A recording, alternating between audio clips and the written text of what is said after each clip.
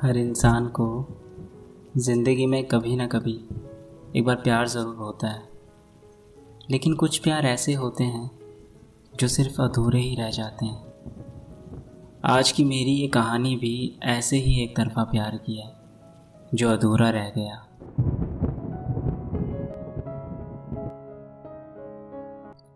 BSc की पढ़ाई करने वाले प्रणय का आज पहला दिन था अपने कॉलेज में। वो बहुत एक्साइटेड था। फाइनली उसे अपने फेवरेट कॉलेज में एडमिशन जो मिल गया था, पर वो अपने कॉलेज में अभी किसी को नहीं जानता था, ना ही उसका कोई फ्रेंड बना था अब तक इस कॉलेज में। इसलिए वो बस कॉलेज जाकर अपनी पढ़ाई पर ध्यान देता और कॉलेज ख़त्म होने के बाद अपने घर आ जाता। ऐसे ही उसके ज़्यादातर दिन बीतने लगे और हर दिन वो पढ़ाई के बाद सीधा घर आ जाता। कुछ दिनों बाद उसके ही क्लास में एक लड़की का एडमिशन हुआ, जिसका आज पहला दिन था कॉलेज में। वो भी प्रणय की तरह यहाँ पढ़ाई करने के लिए आई थी। उसके भी यहाँ कोई ज़्यादा फ्रेंड्स और जान पहचान नहीं थी। कुछ देर बाद उनके प्रोफेसर ने उस लड़की को सबसे इंट्रोड्यूस करवाते हुए कहा, इनका नाम जिया है और ये आपकी ही क्लास की स्टूडेंट है। सब लोगों ने जिया का वेलकम किया और वो भी अपने आप को उससे इंट्रोड्यूस करने लगे। प्रणय ने भी खुद को इंट्रोड्यूस करते हुए कहा, hi, I am Pranay.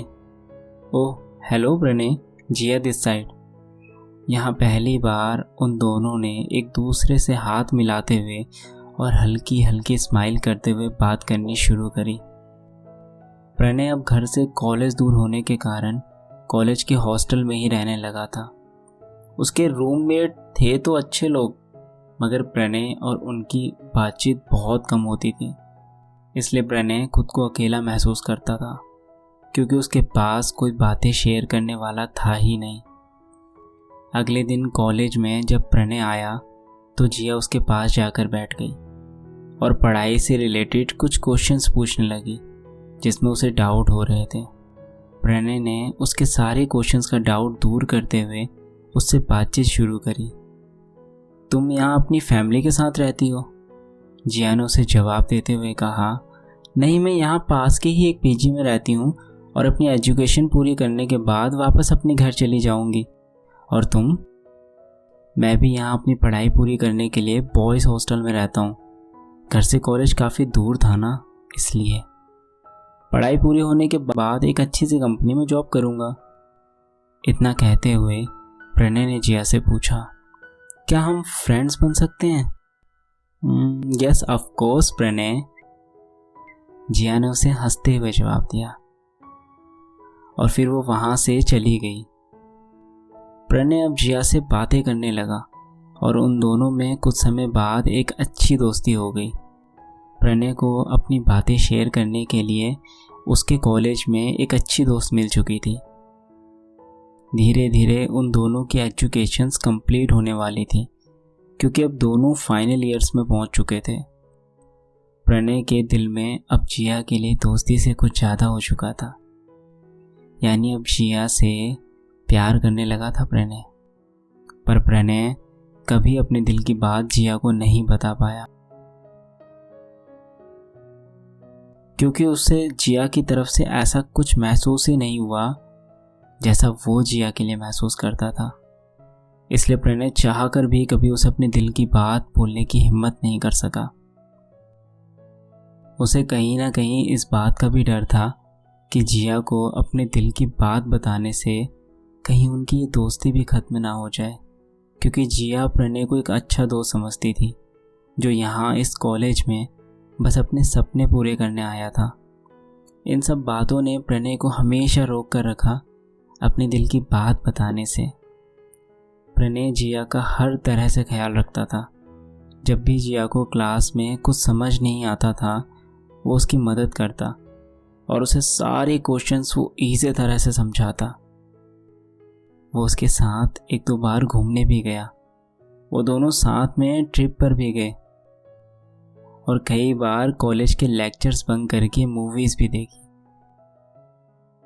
But in सब के बावजूद भी कभी जिया को इस बात का एहसास नहीं हुआ कि प्रणय के मन में उसके लिए क्या फीलिंग्स हैं।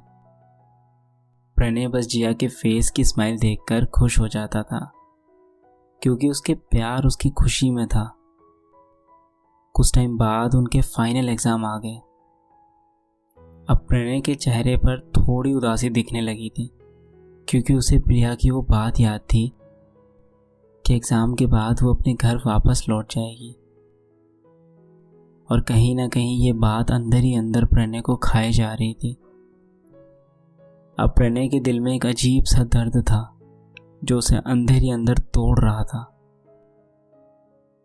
उसकी आंखों में एक दर्द था और अब कुछ कुछ उसकी तबीयत भी खराब रहने लगी थी। पर जिया जब भी उससे उसका हाल पूछती, वो बस कुछ नहीं, मैं बस ठीक हूँ, यही कहकर वो हमेशा बात शुरू होने से पहले ही ख़त्म कर देता। जैसे तैसे प्रणय ने अपने फाइनल ईयर के एग्ज़ाम दिए और उसकी ग्रेजुएशन भी कंप्लीट हो गई। जिया भी अब पास आउट हो चुकी थी। उसने प्रणय को थैंक यू कहते हुए कहा कि इस कॉलेज में मेरे काफ़ी सारे फ्रेंड्स बने, बट उनमें से सबसे स्पेशल फ्रेंड तुम थे, क्योंकि तुमने हर पल मेरा साथ दिया, मेरी स्टडीज़ में मेरी हेल्प करी। मुझे जब भी किसी चीज़ की ज़रूरत पड़ी तुमने हमेशा मुझे सपोर्ट करा, इसलिए thank you so much Pranay. कल मैं अपने घर वापस चली जाऊंगी, तो मुझे लास्ट टाइम रेलवे स्टेशन तक छोड़ने जाओगे ना? प्रणय ने हंसते हुए कहा, क्यों नहीं, अब तो तुम अपने घर जा रही हो, भला मैं कैसे तुम्हें छोड़ने नहीं आऊंगा। इतना बोलते हुए प्रणय वहां से चला गया और अपने रूम पर आकर बहुत रोने लगा।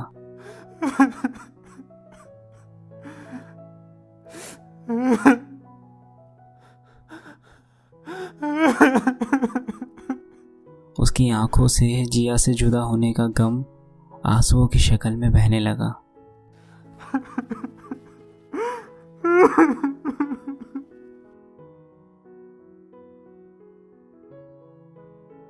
अपने आप को किसी तरह संभालते हुए वो जिया को छोड़ने रेलवे स्टेशन तक गया।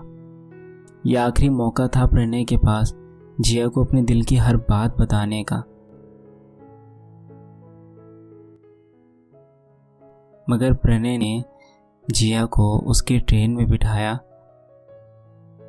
और उसे हाथ मिलाते हुए बोला, अपनी आगे की लाइफ अच्छे से स्पेंड करना और हमेशा ऐसे ही हंसते रहना जैसे आज तक हंसती आई हो। प्रणय तुम भी अपना ध्यान रखना और हमेशा हैप्पी रहना। इतना कहते हुए जिया ने आखिरी बार प्रणय को बाय बोला।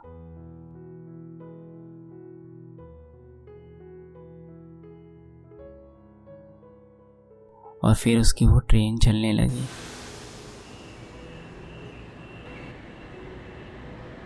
जैसे जैसे ट्रेन दूर जाती गई प्रणय को वो सारी बातें याद आने लगी थी जो उसने जिया के साथ बिताई थी। कैसे वो पहली बार इस शहर आया था अपने सपनों को पूरा करने के लिए, कैसे पहली बार वो जिया से मिला था जब उसका यहाँ कोई नहीं था, कैसे उसने जिया के लिए वो सब कुछ करा जिससे जिया हमेशा खुश रहे, और जिया से इतना प्यार करने के बाद भी वो कभी उसे कुछ ना बोल सका।